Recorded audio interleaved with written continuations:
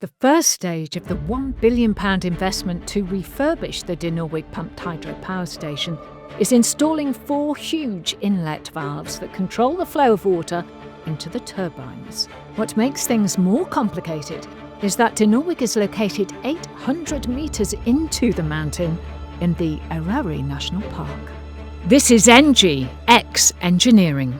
The main inlet valves are basically the on-off tap to the turbines. They've been in service since the power station was put in, and then they really have reached the end of their design life.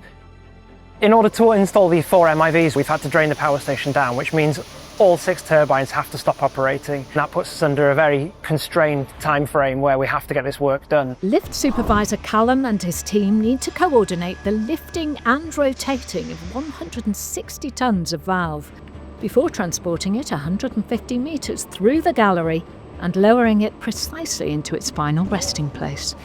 I describe it as a game of chess down here. It's a massive feat of engineering and planning to make this work. The valve behind me, 160 tonnes, 6 of them in total. Without these, there is no Dinorwig. The tunnels were built to take the old MIVs. These ones are slightly bigger. We're talking about huge equipment with sort of 20 or 30 mil of space as it's traversing down the gallery.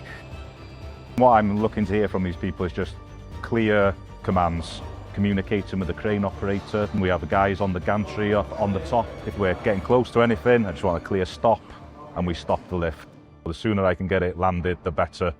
Having traversed the length of the gallery, 160 tonnes of MIV is lowered into place, and Callum and his team manually guide the valve into its final position. Once it's finally in and we get the all clear to say we're happy, take the load off the crane, take the rigging off, that's it then. We know job done. We can all high-five each other and we know we've done a good job. Oh, I love it. Absolutely love it. Taking these big loads, working with millimetres of tolerance, when that comes off, it's a good feeling. It's brilliant. We've got a really good project team. I love everybody I work with, and that's not just within ENGIE, that's our whole contracting team. Team's fantastic. We're all trained, we're all competent in what we do. We enjoy a laugh and a joke, but when it comes to 160 tonnes in the air, the game faces are on.